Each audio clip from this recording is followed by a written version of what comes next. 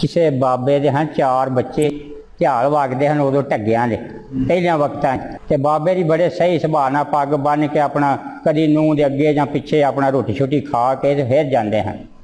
ਕੰਮ ਵੀ ਚੱਲਦਾ ਹੈ ਤੇ ਬਾਬੇ ਦੀ ਗਏ ਨਾ ਤੇ ਨੂੰਹ ਅੱਗੇ ਪੇ ਜਾਏ ਰੋਟੀਆਂ ਲੈ ਕੇ ਤੇ ਰੋਟੀਆਂ ਖਵਾ ਲਈਆਂ। ਉਦੋਂ ਆਹ ਵਕਤ ਕੋਈ ਨਹੀਂ ਸੀ ਭਾਈ ਸਰਗੀ ਮੱਝਾਂ ਚੋਣੀਆਂ ਵਿੱਚ ਪਾਣੀ ਪਾਣਾ, ਖੰਗੜੀਆਂ ਮੰਗੜੀਆਂ ਮੱਝਾਂ ਹੋਣੀਆਂ ਜਿਹੜੇ ਮਰਜ਼ੀ ਛਾਲ ਚੋ ਲੈਣੀ।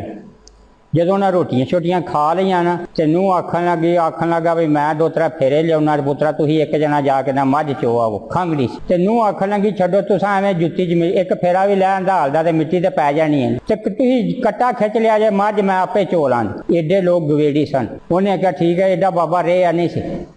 ਬਾਬਾ ਨਾਲ ਹੀ ਨੂੰਹ ਦੇ ਆ ਗਿਆ ਖੂਹ ਤੇ, ਕੱਟਾ ਛੱਡਿਆ, ਉਹਨੇ 2-3 ਮੂੰਹ ਮਾਰੇ, ਬਾਬੇ ਨੇ ਕੱਟਾ ਖਿੱਚ ਲਿਆ, ਨੂੰਹ ਬਹਿ ਗਈ ਧਾਰ ਕੱਢਣ। ਉਹ ਮੱਝ ਅਜੇ ਅੱਧੀ ਕੁ ਚੋਂਦੀ ਹੀ ਪਈ ਤੇ ਕੋਲੋਂ ਵੇਖਿਆ ਤੇ ਸੱਪ ਸਿੱਧਾ ਮੱਝ ਨੂੰ ਲਗਾ ਤੇ ਬਾਬੇ ਦੀ ਕੋਲ ਖਲੋਤੇ ਹਨ। ਆਂਦੇ ਨੇ ਪੁੱਤਰਾ ਇਹ ਤੋਂ ਲਾਮ ਕਰਨੀ ਚਾਹੀਦੀ ਹੈ ਤੇ ਉੱਠ ਪੋ, ਮੱਝ ਫੇਰ ਚੋ ਲਈ ਤੇ ਨੂੰਹ ਆਖਣ ਲੱਗੀ ਬਾਬਾ ਜੀ ਸੌੜੇ ਨਾ ਪਵੋ, ਸੱਪ ਹੀ ਹੈ ਨਾ। ਉਹਨੇ ਮੱਝ ਦੀ ਧਾਰ ਨਾ ਟੁੱਟਣ ਦਿੱਤੀ ਤੇ ਸੱਪ ਨੂੰ ਪੱਬ ਥੱਲੇ ਦਬਾ ਛੱਡਿਆ, ਸਿਰੀ ਮਾਰ ਛੱਡਿਆ, ਵਿੱਚ 2-3 ਗੋਹੇ ਪਾਏ, ਦੁੱਧ ਧਰਿਆ, ਉਹ ਘਰ ਲੈ ਕੇ ਆ ਗਏ। ਬਾਬੇ ਦਾ ਗਵੇੜ ਲਾਇਆ ਵੀ ਏਡੀ ਦਿਲ ਦੀ ਦਲੇਰ ਹੈ, ਹੋਰ ਕੋਈ ਨੁਕਸਾਨ ਨਹੀਂ ਕੀਤਾ। ਸਿਆਣੇ ਹਨ ਬਾਬੇ ਦੀ ਵੀ ਜਿਹੜੀ ਸੱਪ ਤੋਂ ਨਹੀਂ ਨਾ ਡਰੀ, ਇਹਦਾ ਪਤਾ ਨਹੀਂ ਕਿਹੜੇ ਵੇਲੇ ਸਾਨੂੰ ਵੀ ਇਹਨੇ ਵੱਟ ਦੇਣਾ ਹੈ।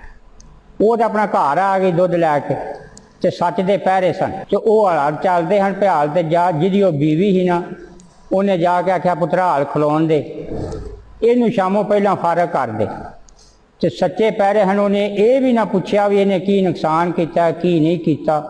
ਉਹਨੇ ਆਖਿਆ ਜੋ ਬਾਈ ਤੁਸੀਂ ਆਂਦੇ ਹੋ ਠੀਕ।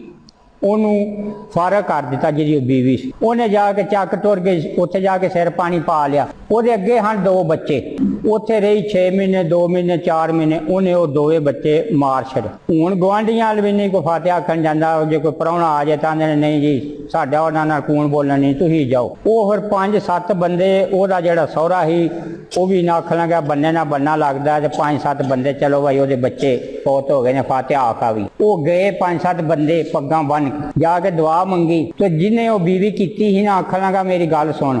ਉਹਨੇ ਸਾਰੇ ਪਿੰਡ ਤੇ ਗੋਲ ਪਰਚਾ ਦਿੱਤੇ ਅਸੀਂ ਲੋਕਾਂ ਨੇ ਮਾਰੇ ਨੇ। ਉਹਨੂੰ ਵੱਖਰਿਆਂ ਕਰਕੇ ਆਖਣ ਲੱਗਾ ਸਾਡਾ ਇਹਨੇ ਕੋਈ ਨੁਕਸਾਨ ਨਹੀਂ ਕੀਤਾ, ਅਸੀਂ ਐਵੇਂ ਪੇ ਬਦਾਮ ਲਾਈਏ।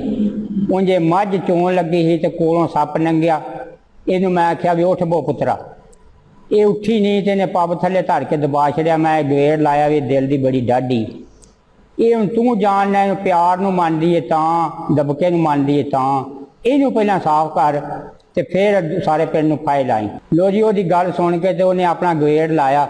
ਉਹਨੇ ਉਹਨੂੰ ਪੁੱਛਿਆ ਤੇ ਉਹ ਮੰਨ ਗਈ, ਆਖਣ ਲੱਗੀ ਮੈਂ ਹੀ ਮਾਰੇ ਨੇ।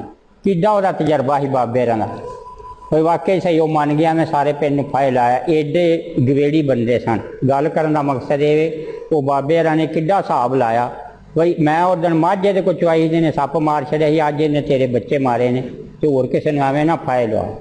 ਏਡੇ ਲੋਕ ਗਵੇੜੀ ਸਨ। ਇਹ ਉਦੋਂ ਦੀ ਗੱਲ ਹੈ। ਹੁਣ ਜਿਹੜੀ ਆ ਵਕਤ ਕੋਈ ਲਾਂਦਾ ਇਹਦਾ ਹਿਸਾਬ। ਹੁਣ ਦੀ ਜਿਹੜਾ ਹੁਣ ਵਕਤ ਹੈ ਨਾ, 2 ਭਾਈ ਸਨ ਉਹ ਵਿਆਹੇ ਹਨ ਤੇ ਉਹਨਾਂ ਦੀ ਬੜੀ ਸੁਰ ਸੀ, ਇੱਕ ਥਾਂ ਉਹਨਾਂ ਦਾ ਗੁੱਝਦਾ ਸੀ ਤੇ ਉਹਨਾਂ ਦਾ ਤੀਸਰਾ ਭਾਈ ਜਿਹੜਾ ਸੀ ਉਹਦੀ ਵੀ ਸ਼ਾਦੀ ਹੋ ਗਈ ਤੇ ਉਹ ਆਈ ਨਾ ਨਵੀਂ ਤੇ ਉਹਨੇ ਆਖਿਆ ਤੁਸੀਂ ਅਜੇ ਇਕੱਠੀਆਂ ਹੀ ਹੋ। ਉਹ ਦੋਵਾਂ ਦੀ ਬੜੇ ਜੋਰੀ। ਉਹਨੇ ਆਖਿਆ ਸਾਨੂੰ ਕਿਹੜੀ ਜੰਮੀ ਹੈ ਵੱਖਰੀਆਂ ਕਰਨ ਵਾਲੀ। ਅਜੇ ਮੁਕਲਾਵਾ ਹੀ ਆਈ ਤੇ ਉਹਨੇ ਆਖਿਆ ਅੱਜ ਮੇਰਾ ਭੱਤਾ ਤਿਆਰ ਕਰੋ। ਉਹ ਜਿਹੜੀ ਅਗਲੀਆਂ ਹਨ ਉਹ ਬੜੀਆਂ ਖੁਸ਼ ਵੀ ਸਾਨੂੰ ਕੋਈ ਘਰਾਣਾ ਲੱਭ ਗਿਆ। ਉਹ ਰੋਟੀ ਲੈ ਕੇ ਗਈ, ਰੋਟੀ ਖਵਾ ਕੇ ਤੇ ਪਿਛਾਂ ਆਈ ਕਿੱਲਾ ਕੋ ਤੇ ਜਿਹੜਾ ਉਹਦਾ ਆਦਮੀ ਸੀ ਨਾ ਉਹ ਜੇਠ ਆਪਣੇ ਨੂੰ ਆਖਣ ਲੱਗੇ ਉਹਨਾਂ ਜਿਹੜਾ ਘੱਲਿਆ ਜੇ ਕੋਈ ਗੱਲ ਹੈ। ਉਹਨੇ ਆਖਿਆ ਜਾ ਵੇ ਸੋਹਣਿਆ। ਉਹ ਆਇਆ ਕੋਲ ਖਲੋਤਾ, ਕਹਿੰਦੀ ਜਾ ਟੋਰ ਹਾਲ ਜਾ ਕੇ। ਉਹ ਜਿਹੜੇ ਮਗਰ ਹਨ ਖਲੋਤੇ ਉਹਨਾਂ ਨੂੰ ਪਤਾ ਲੱਗ ਗਿਆ ਵੀ ਕੋਈ ਗੱਲ ਹੈ। ਆਖਣਗੇ ਕੀ ਗੱਲ ਕੀ ਆਂਦੀ ਸੀ ਤੇ ਗੱਲ ਤੇ ਹੈ ਕੋਈ ਨਹੀਂ ਸੀ ਨਾ। ਅਸੀਂ ਨਹੀਂ ਕੁਝ ਵੀ ਨਹੀਂ। ਉਹਨੇ ਆਖਿਆ ਸਿੱਧੀ ਗੱਲ ਕਰ, ਹਾਂ ਅੱਜ ਤੱਕ ਨਹੀਂ ਸੁਣੀਆਂ ਬੀਬੀਆਂ ਦੀਆਂ ਗੱਲਾਂ ਦੇ, ਤੈਨੂੰ ਅਜੇ ਕੱਲ੍ਹ ਵਿਆਹ। ਉਹ ਦਵਾਈ ਪਾਏ ਕੋਈ ਨਹੀਂ ਸੀ ਗੱਲ। ਉਹਨਾਂ ਪੁਰਾਣੀਆਂ ਖਿੱਚ ਲਈਆਂ ਤੇ ਕੁੱਟਣ ਲੱਗ ਪਏ। ਤੂੰ ਮੰਨਦਾ ਕਿਉਂ ਨਹੀਂ? ਲੋ ਜੀ ਉਹਨਾਂ ਨੇ ਸ਼ਾਮ ਨੂੰ ਨਾ ਆਖਿਆ ਭਾਈ ਅੱਜ ਤੈਨੂੰ ਵੱਖਰਾ ਕਰਨਾ, ਫਿਰ ਅਸੀਂ ਭਲਕੇ ਹੋਵਾਂਗੇ। ਉਹਨਾਂ ਨੇ ਨਾ ਤਿੰਨਾਂ ਨੇ ਆਪਣਾ ਦੌੜੀ ਡੰਡਾ ਲੈ ਆਂਦਾ ਤੇ ਸਵੇਰੇ ਅੱਲਾ ਕੀਤਾ ਤੇ ਸਵੇਰੇ 3 ਤਵੇ ਧਰ ਕੱਟੇ। ਜਦੋਂ ਵੱਖਰੇ ਹੋ ਗਏ ਤੇ ਉਹਨੇ ਆਖਿਆ ਜਿਹੜੀ ਤੀਜੀ ਸੀ ਉਹਨੇ ਆਖਿਆ ਤੁਸੀਂ ਤਾਂ ਸਾਨੂੰ ਕਿਹੜੀ ਜੰਮੀ ਵੱਖਰਿਆਂ ਕਰਨ ਵਾਲੀ, ਹੋਈਆਂ ਕਿ ਨਹੀਂ ਹੋਈਆਂ? ਉਹਨੇ ਆਖਿਆ ਬਈ ਤੂੰ ਸਾਡੇ ਤੋਂ ਡਾਢੀ ਹੈ, ਜਿਹੜਾ ਹੁਣ ਦੌਰ ਉਹ ਇੰਝ ਦਾ। ਉਹ ਬਾਬੇ ਰਾਂ ਦੀ ਤਾਂ ਗੱਲ ਸੁਣਾਈ। ਉਹਨਾਂ ਕਿੰਨਾ ਤਜਰਬਾ ਲਾਇਆ, ਕਿੰਨਾ ਗਵੇੜ ਲਾਇਆ ਤੇ ਹੁਣ ਜਿਹੜਾ ਉਹ ਫਟਾਫਟ ਹੀ ਪੱਕ ਜਾ, ਉਸੇ ਵੇਲੇ ਆਟਾ ਗੁੱਝਿਆ ਤੇ ਰੋਟੀ ਪੱਕ ਜਾਂਦੀ ਹੈ।